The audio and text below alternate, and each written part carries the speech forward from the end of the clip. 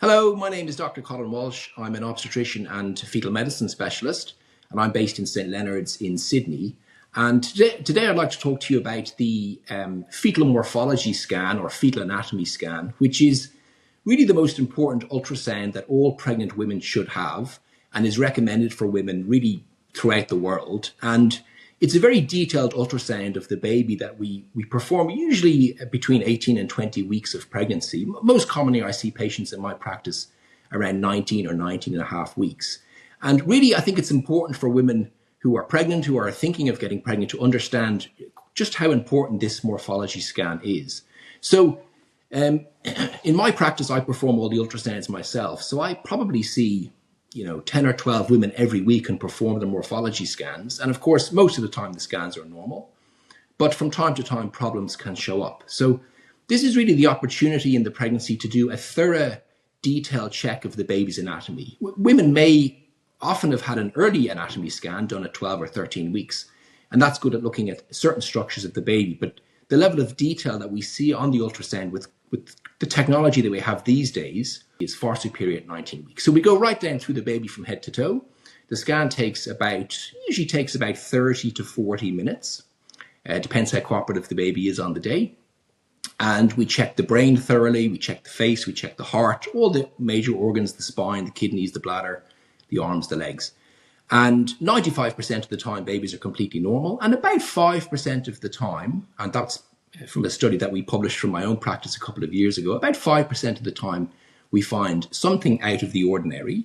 And because I do the ultrasounds myself, and because I'm a fetal medicine specialist, I think one of the advantages from our practice, and one of the perks that we offer, is that I'm able to sit down with the patients there and then, if a problem is found, and I'm able to explain to the patients what that problem means and have a sort of a thorough follow-on consultation, which obviously, if a couple are told there's a problem with the scan, it can be an agonizing wait for 2 or 3 days to meet with a specialist to discuss what that problem means. And in my experience, patients very much appreciate being able to talk about that problem there and then. I'm also able to obviously produce a formal report and give the patient the report there and then. And if there are any, in cases where any problems show up, growth problems or problems with the baby's anatomy, if there are any, follow-on referrals or amniocentesis, etc., that needs to be, I'm able to perform that myself in my own clinic. The other aspect to the morphology scan, which it doesn't get as much attention, but is also quite important, are the parts of the uterus, so the non-baby parts of the scan. So one of the most important things, of course, is the placenta, and people are usually very keen to know where the placenta is lying. Is it on the front or the back? And they feel that affects when they're going to feel the baby moving. So we're very easily able to tell them whether it's on the front or the back. But more importantly, you want to know whether the placenta is covering the cervix. So that's a condition called low-lying placenta or placenta previa. And actually, in about 1 in 10 women having the scan at 19 to 20 weeks, the placenta will be low. Now, most of the time, it'll move out of the way and it won't be an issue come the end of the pregnancy.